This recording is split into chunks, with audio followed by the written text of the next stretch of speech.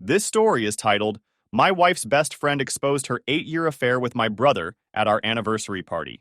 The USB drive she left behind exposed an even darker secret that made me realize our entire marriage was built on lies. Hey Reddit. So I, 36 male, a mechanical engineer working for a solid renewable energy firm. My wife, ex-wife now, Emma, 34 female, was a successful event planner with a knack for turning even the simplest ideas into grand affairs. We had a bright, funny 5-year-old daughter, Mia, who loved dinosaurs and insisted on wearing her explorer hat everywhere she went. People would see us together and smile, probably thinking we were the ideal family. For a long time, I believed that too. Emma and I met 7 years ago at a Green Tech Expo in San Francisco. I was there presenting a prototype for a solar-powered energy grid, and she was managing the event. My younger brother, Aaron, 34 male, introduced us. Aaron was always the charismatic one in the family, the guy who could charm his way out of a speeding ticket or talk his way into a VIP section he didn't belong in. At the time, he was dabbling in real estate and working on what he called his empire. He and Emma had hit it off while working together on some charity gala a few months earlier, so he figured we'd get along too. Josh, this is Emma, he said, flashing his signature grin. She's like way too good for you, but hey, maybe you'll get lucky. I laughed it of. We spent the rest of the evening talking about everything, our favorite movies, why she loved planning events, the solar project I'd been working on for years. I remember thinking, how is this woman even real? Aaron gave me a nudge as we were leaving. You're welcome, he said, as if he'd already won some imaginary matchmaking trophy. Emma and I started dating shortly after that night. It was fast and easy. Too easy, maybe, but I didn't question it at the time. She had this way of making every moment feel special, like life was one big celebration waiting to happen. It wasn't long before I fell hard. Aaron was thrilled for us. You finally found someone who can keep up with you, he'd say. Though looking back, it was a strange comment coming from him. He was always around, helping me plan surprises for Emma, hyping me up whenever I doubted myself. When I proposed to her a year later, Aaron was the one who went with me to pick out the ring. He even suggested proposing during a weekend getaway to Napa, at a vineyard she'd mentioned loving. Life after the wedding felt like a dream. We bought a small but cozy house on the outskirts of San Jose. Emma threw herself into building her event planning business, while I worked my way up at my firm. She even designed Mia's nursery herself, filling it with pastel rainbows and stuffed animals that matched a theme I still don't fully understand. Aaron was always around. He'd pop by for dinner or help with odd jobs around the house. I'll admit it felt good to have him so involved in our lives. But if I'm being honest, there were moments that felt off. Sometimes when Aaron and Emma were together, their jokes seemed a little too inside, like they were sharing a secret I wasn't in on. Other times, Aaron would show up unannounced, acting a little too comfortable in our home. I remember once when Emma and I were arguing about her overspending on some party decorations, Aaron walked in and immediately sided with her. She's just trying to make life beautiful, Josh. Lighten up. It didn't feel right, but I brushed it off. Aaron was my brother. Emma was my wife. I had no reason to doubt either of them. Then Mia came along, and everything changed. If I thought life was busy before, it became a whirlwind after she was born. Late nights feeding her, early mornings rushing to work, and weekends spent trying to catch up on sleep, it all blurred together. Emma seemed to thrive in the chaos, juggling her business and motherhood like a pro. Meanwhile, Aaron became the fun uncle, swooping in with toys and treats, giving us a much-needed break. I thought we were a team, the three of us. Aaron had always been my rock growing up. After our parents died, he took on the role of the protector, even though I was technically the older brother. I trusted him with my life, just like I trusted Emma. Now I see how blind I was. I didn't question why Aaron knew so much about Emma's business trips, or why she would sometimes mention things to him that she hadn't told me. I didn't wonder why Aaron always seemed to know exactly what she wanted for her birthday, or why he'd go out of his way to help her with things I didn't even know she needed help with. I was too busy working, too busy trying to be the perfect husband and father, to notice the cracks forming right in front of me. People always say hindsight is 20/20, and I hate how true that is. If I'd paid closer attention, maybe I would have seen what was really going on. Maybe I would have asked more questions, dug a little deeper, but at the time all I saw was what I wanted to see. A happy family, a loving wife, and a brother I could count on. I had no idea how much of it was a lie. Things started to reveal about 2 years ago. Emma started spending more time on her event planning business, which I thought was normal. It had really taken off, and she was booking bigger clients, more elaborate events, and even landing out-of-town gigs. At first, I was proud of her. She'd always talked about wanting to be independent and successful, and she was finally making it happen. But then, the work started taking over. It was the little things at first. She used to always tell me about her day, funny stories about clients, or how her plans for an event came together. That stopped. If I asked how her day went, she'd just say, busy, and leave it at that. When I pushed for details, she'd say she was too tired to talk about work. I figured she just needed a break. Then came the girls' weekends. She told me her friends were planning spa getaways to unwind from the stress of work, and honestly, I didn't think twice about it. Emma didn't take a lot of time for herself, and I figured she deserved a break. But after the first few trips, it became more frequent. Every couple of months, there'd be another one. I started noticing other things too. She was glued to her phone constantly, but if I asked who she was texting, she'd just say it was a client or Clara, her best friend. She never used to hide her screen from me, but now she'd tilt it away or step out of the room to take calls. I told myself it was just part of her job. After all, clients could be demanding. Our intimacy took a hit as well. Emma had always been affectionate, but suddenly she seemed distant. I remember one night, she came to bed in this really expensive lingerie I'd never seen before. She looked amazing, but when I made a move, she just said she was too tired and rolled over. That became the norm. She was either too tired or not in the mood, and after a while I stopped trying. I told myself it was just a phase, that we were both busy with work and Mia, and we'd get back to where we were. The thing that really started eating at me, though, was how she seemed to talk to Aaron more than me. They were always close, but now it felt like he knew more about her life than I did. If she was stressed about a project, Aaron would show up with a box of her favorite dessert or take Mia out for the afternoon so Emma could relax. It was thoughtful, sure, but I couldn't shake this nagging feeling that I was being pushed out of my own marriage. There was this one night that really stuck with me. We were hosting a dinner party for some of her clients, and Aaron came over early to help set up. I was in the kitchen slicing vegetables when I overheard them laughing in the living room. Emma said something like, "You always know how to make me feel better." And Aaron replied, "That's what I'm here for." It shouldn't have bothered me, but it did. I told myself I was being paranoid, that they were just close because we were all like family. Still, it nagged at me enough that I brought it up to Emma later. "Do you think you lean on Aaron too much?" I asked her while we were getting ready for bed. She looked at me like I'd just asked if the sky was green. "What are you talking about? He's your brother. He's just helping out. You should be grateful." I felt like an idiot for even mentioning, so I dropped it. But the uneasy feeling never really went away. Aaron, for his part, was always there with advice whenever I confided in him. If I mentioned that Emma seemed distant, he'd say, "She's under a lot of pressure. Just give her space." If I complained about the lack of intimacy, he'd laugh and say, "Welcome to married life, bro." He had this way of making me feel like I was overthinking everything, and I believed him because he was Aaron, my brother, my best friend.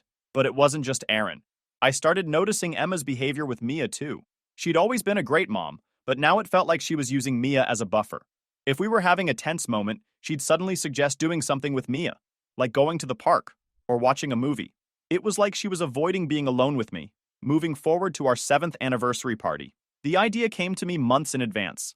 I wanted to do something special, something that would remind Emma of how much I loved her and bring us closer. Things had been weird between us lately, but I kept telling myself it was just a phase. A celebration might be exactly what we needed to shake off the tension. I decided to recreate one of our best memories, a weekend we'd spent at a vineyard in Sonoma back when we first started dating. It was one of those rare times we both let loose, laughing, drinking, and pretending we didn't have a care in the world. Emma loved it so much she talked about going back for years, so I figured it'd be perfect. I rented a private space at a vineyard and worked with the staff to make everything just right. They helped me design a menu based on her favorite foods, and I hired a small jazz band to play her favorite songs. I invited close family and friends, including her best friend Clara, who had just moved back to California. Aaron, of course, was one of the first people I told. "Dude, this is perfect," he said when I shared the plan. "Emma's going to love it." He offered to help with the setup, which didn't surprise me. Aaron had a knack for making himself indispensable in situations like this. At the time, I thought he was just being a supportive brother. The night of the party, everything seemed to fall into place. Emma thought we were just going out for a quiet dinner, so when we arrived and everyone yelled, "Surprise!" she looked genuinely stunned. She hugged me tightly, her eyes sparkling with tears. For the first time in a long time, I felt like I'd done something right. The vineyard was beautiful, with twinkling string lights draped across the patio and candles flickering on every table. The jazz band was playing softly in the background, and the air smelled like lavender and fresh grapes. Emma kept saying how perfect everything was, how she couldn't believe I'd gone through all this trouble. For a little while, I actually believed we were happy. Dinner started off great. The food was incredible, and everyone seemed to be having a good time. Emma was seated between me and Clara, laughing and chatting like the stress of the past few months had melted away. Aaron sat across from us, raising his glass every chance he got and cracking jokes that had everyone at the table in stitches. Then Clara made her toast. To Emma and Josh, she started, smiling warmly. You two are the kind of couple that reminds us all what real love looks like. And to Aaron, she hesitated for a second, her smile faltering just slightly. To Aaron, who's been such a rock for Emma these past couple of years. Her words hit me like a punch in the chest. I felt my stomach drop as I glanced at Emma, whose face had gone pale. She reached for her glass and took a long sip, avoiding my eyes. What does she mean by that? I asked, trying to keep my tone light. Emma set her glass down, forcing a smile. Oh, Clara's just talking about how Aaron's been helping out with Mia and stuff. You know, with all my work stress. Right, Clara said, her voice tightening. Helping. The table fell uncomfortably silent. Aaron jumped in, laughing like nothing was wrong. Come on, Clara, don't make it weird. You know I'm just doing what family does. Everyone chuckled awkwardly, and the conversation moved on, but the moment stuck with me.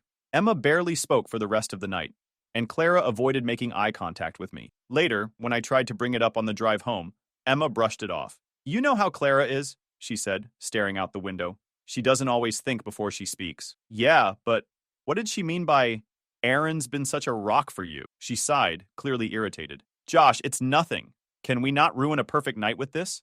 I let it go, but the uneasiness lingered. The next morning, Clara called. Hey, can we talk? She asked, her voice tense. Sure, I said, still groggy from the night before. I shouldn't have said what I did at the party, she blurted out.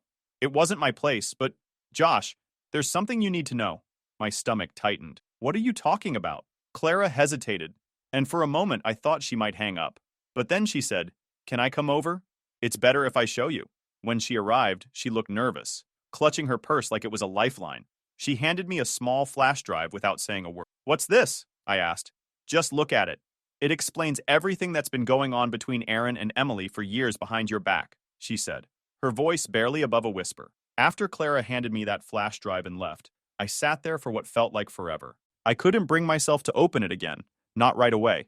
I paced the living room, laptop still open on the coffee table, wondering how I could have been so blind. A part of me didn't even want to know more. Ignorance felt safer, like maybe if I didn't look, it wouldn't all be real. But I couldn't just ignore it. Not anymore. Finally, I sat back down, took a deep breath, and clicked on the first email. It was dated almost 2.5 years ago, just before Emma's first girls' trip. The subject line was simple. Miss you. The message was worse than I expected. Emma, I wish I could see you this weekend. This is getting harder to hide. Aaron, I know Em, but it's worth it. You know that, right? Josh doesn't have to know. I clenched my fists, my heart pounding in my chest. I told myself to keep going, to rip off the bandage, no matter how much it hurt. The emails unfolded like some nightmare I couldn't wake up from. There were messages about how they'd meet up when I was at work, how Emma would use her business trips as an excuse to spend weekends with Aaron. They planned everything, down to the smallest detail. Cover stories, fake schedules, even how to handle questions from Clara or me if anything seemed suspicious. I didn't know whether to scream, throw my laptop across the room, or just sit there and take it. But then, I clicked on another folder labeled Photos. I almost didn't open it, but curiosity or maybe masochism got me. The first few photos were harmless enough. Aaron and Emma at what looked like a beach house, laughing over drinks. But the longer I scrolled, the worse it got. Pictures of them in hotel robes. Emma lying on a bed in lingerie I'd never seen before. Selfies of them kissing. And then I saw something that made my stomach drop. There were pictures of Aaron and Emma together from over 7 years ago, long before we got married. Some were taken in college, back when Aaron was supposedly focused on building his real estate empire. One picture showed them at a park I recognized. It was the same park where Emma and I had our third date. My mind started racing. Had this been going on the whole time? Had she ever really loved me? Or was I just a placeholder while she carried on with Aaron? Then I found the Facebook messages. The earliest ones were from right around the time Aaron introduced me to Emma. They talked about how it was the perfect plan. Aaron convinced Emma I was the safe choice, the stable, responsible older brother with a steady career, someone who could give her the life she wanted. One message from Aaron stood out like a slap in the face. Aaron, you'll have everything you need with Josh. He's predictable. I'm not, but I'll always be here for you. I slammed the laptop shut and stormed into the kitchen, needing to do something, anything to stop the thoughts swirling in my head. I grabbed a glass of water, my hands trembling so badly I spilled half of it on the counter. I felt like my entire life had been a lie. My marriage, my relationship with Aaron, none of it was real. It was all some twisted game they'd been playing behind my back. But it wasn't just about me. What about Mia? What if she wasn't even mine? That thought hit me like a brick wall, and I nearly doubled over. I sat down at the kitchen table, my head in my hands, trying to figure out what to do next. Should I confront Emma? Aaron? Both of them? Or should I wait, gather more information, and make sure I had all the facts? As if on cue, my phone buzzed. It was a text from Emma. Running late. Don't wait up. Love you. The nerve of her. The audacity to send me that message while I sat here drowning in the truth of her lies. I wanted to call her right then and there, to scream at her and demand answers, but I stopped myself. If I lost my cool, she'd have time to spin some excuse, to try and manipulate the situation. Instead, I called Clara. She answered on the second ring, her voice cautious. Josh, why didn't you tell me sooner? I asked, my voice cracking. There was a long pause before she replied. I didn't know how. I didn't even know if I should. Emma's been my best friend since college, but I couldn't keep lying for her. Not after I saw the emails. Lying for her? I repeated, my jaw tightening. She told me about the affair almost a year ago, Clara admitted. She said she was ending it, that she just needed time to figure things out. But then I saw the flash drive on her desk one day, and I couldn't ignore it anymore. I didn't know what to say. Part of me wanted to thank Clara for finally coming clean, but another part of me was furious that she'd kept this from me for so long. What else do you know? I asked finally. Clara hesitated again. Josh, it's not just the affair. There's more. You should check into Aaron's business. I don't think it's as legit as he makes it out to be. I didn't even know how to process that. First my wife, now my brother's career. What else were they hiding?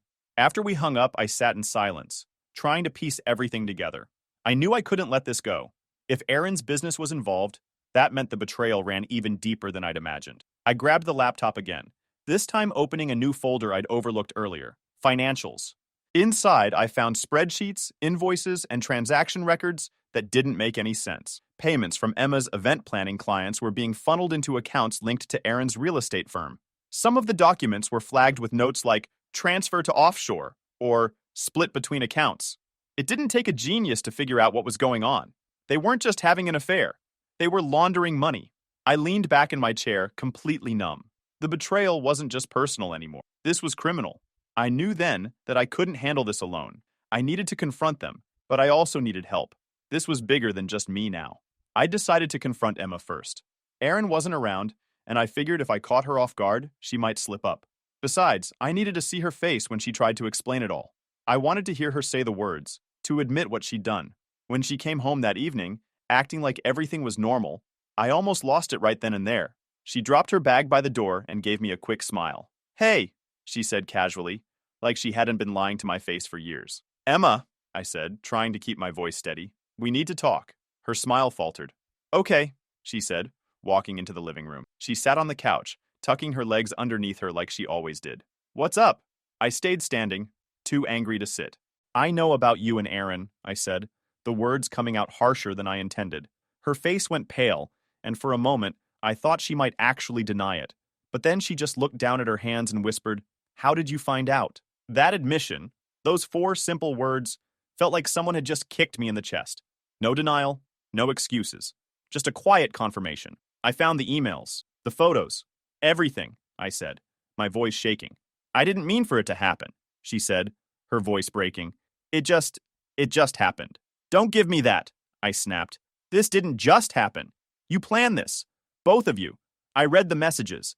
You've been lying to me from the start. She started crying then, big heaving sobs that made me want to punch a wall. I never wanted to hurt you, Josh, she said. I swear I didn't. I love you. You love me? I laughed bitterly. You don't destroy someone you love, Emma. You don't sleep with their brother and make jokes about how clueless they are. She didn't say anything, just kept crying into her hands. And it's not just the affair, I continued. You and Aaron, what were you doing with the money? I saw the files. Were you using your business to launder money for him? Her head shot up then, her eyes wide. I didn't know, she said quickly. I didn't know what he was doing. I swear. Don't lie to me, I said, my voice rising. Not anymore. I have the evidence, Emma. You knew exactly what he was doing and you helped him cover it up. She shook her head, tears streaming down her face. Josh, please, I didn't mean for any of this to happen. I made a mistake, a horrible mistake. But I love you and I love Mia. Can we try to fix this? Fix this? The words felt like a slap in the face. How could she even say that after everything she'd done? I don't even know who you are anymore, I said. The woman I married. The woman I thought I knew. She wouldn't have done this. Not to me. Not to her family. She didn't say anything after that. Just sat there crying while I walked out of the room. I couldn't look at her anymore. The next morning, I decided it was Aaron's turn. I didn't bother calling him first. I drove straight to his office, fueled by anger and adrenaline. When I walked in, his assistant greeted me with a bright smile. Hi, Josh. Here to see Aaron? I didn't even answer, just pushed past her and into his office. Aaron was sitting at his desk, scrolling through his phone. When he looked up and saw me, his face went blank for a moment. Then he leaned back in his chair, giving me that cocky grin he always used to get out of trouble. Josh, he said, spreading his arms like he was welcoming me to a family dinner. What's up? You know damn well what's up, I said, slamming the door behind me. He sighed, setting his phone down. Emma told you, huh? She didn't have to. I found the whole disgusting trail of lies you left behind. He didn't even flinch. Josh, I'm sorry. I never meant for you to find out this way. This way, I shouted. You're sorry I found out? That's what you're sorry about? Aaron stood up, holding his hands out like he was trying to calm me down. Look, I know this is bad. Bad? I cut him off. You slept with my wife. You've been screwing her for years, and you think bad even begins to cover it? What the hell is wrong with you? He had the audacity to look offended. Josh, it's not that simple. Emma and we have history. History? I spat. You mean the history where you convinced her to marry me because I was the stable choice? The history where you used me as your safety net while you two carried on behind my back? Aaron's face hardened then, the fake remorse gone. You don't understand, he said. You've always had everything, Josh. The career, the perfect family, the respect. Emma and we were real. But she needed stability, and you could give her that. His words hit me. You used me, I said, my voice barely above a whisper. You used me to give her the life you couldn't. I didn't mean for it to go this far, he said, his voice softening again. But Josh, you have to understand. Emma loves you too. She really does. I couldn't take it anymore. I turned and walked out of his office, ignoring his calls for me to come back. That night, as I sat alone in the living room, I realized there was no coming back from this. Emma and Aaron didn't just betray me, they destroyed everything I thought I knew about my life. And yet, a small, nagging thought kept creeping into my mind. What about Mia? What if she wasn't even mine? I didn't want to believe it, but after everything I'd learned, I couldn't just brush it off. I decided then and there to get a paternity test. I needed the truth, no matter how much it hurt. Because at this point, the lies had already done enough damage. The day I sent off the paternity test for Mia, I felt like I'd hit rock bottom. Waiting for the results was torture, but I couldn't sit around and do nothing. In the meantime, things at home were unbearable. Emma was still staying in the house, which made every interaction a ticking time bomb. She tiptoed around me like she was walking on glass, constantly asking if we could talk. I refused. I couldn't look at her without feeling a mix of rage and disgust. Mia, thankfully, seemed oblivious to the chaos. She was too young to understand what was happening, but every time she called me daddy or asked me to play with her, it tore me apart. I kept wondering, what if she's not mine? What if Aaron took that from me too? One night, Emma cornered me in the kitchen while Mia was asleep. Josh, she said softly, blocking my path to the fridge. I know you're angry, and you have every right to be, but we need to figure out what we're going to do, for Mia's sake. For Mia's sake, I snapped. You didn't care about Mia's sake when you were sneaking around with Aaron. You didn't care about her when you were lying to me every day for 2 years, or however long it's been. Emma flinched, but didn't back down. I made a mistake, okay? A huge, unforgivable mistake. But Mia doesn't deserve to lose both her parents over this. Lose both her parents? I laughed bitterly. That's rich coming from you. If she loses anyone, it'll be because of you and Aaron, not me. She started crying, but I didn't care. I walked out of the kitchen, leaving her standing there with her fake tears and her fake remorse.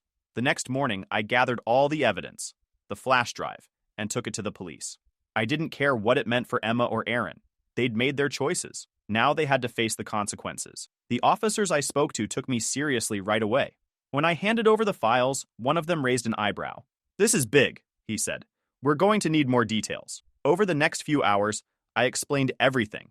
How I'd discovered the affair, the financial records. By the time I left the station, I felt drained, but oddly relieved. Later that day, the paternity test results arrived. My hands shook as I opened the envelope, my heart pounding so loudly I could barely hear myself think.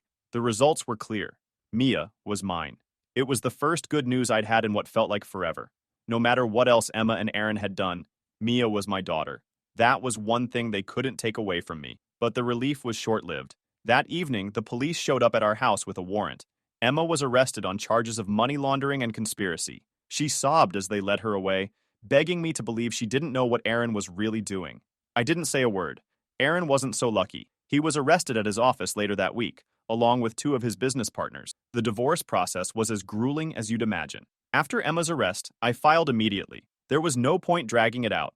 I knew there was no salvaging what was left of our marriage. Every meeting with my lawyer felt like reliving the nightmare all over again. We went through financial records, property disputes, custody arrangements, and more evidence of Emma's betrayal than I ever wanted to see.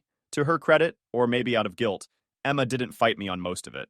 Her lawyer reached out a few times, trying to negotiate some form of shared custody for Mia, but I shut that down instantly. With her legal troubles and the mess she'd made, there was no way I was going to let her have any influence over Mia's life. When we finally went to court, Emma barely spoke. Her lawyer argued that she was a first-time offender and that her involvement in Aaron's schemes was limited, but it didn't matter much when it came to the divorce.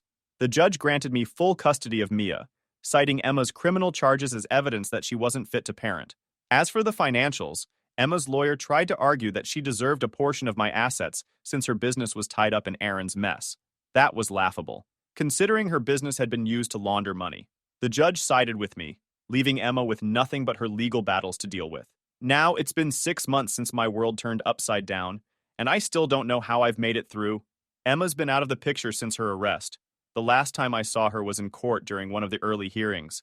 She looked nothing like the woman I married. I didn't feel sorry for her. Not anymore. It was just emptiness. She didn't look at me the entire time, and I wasn't about to make it easier for her.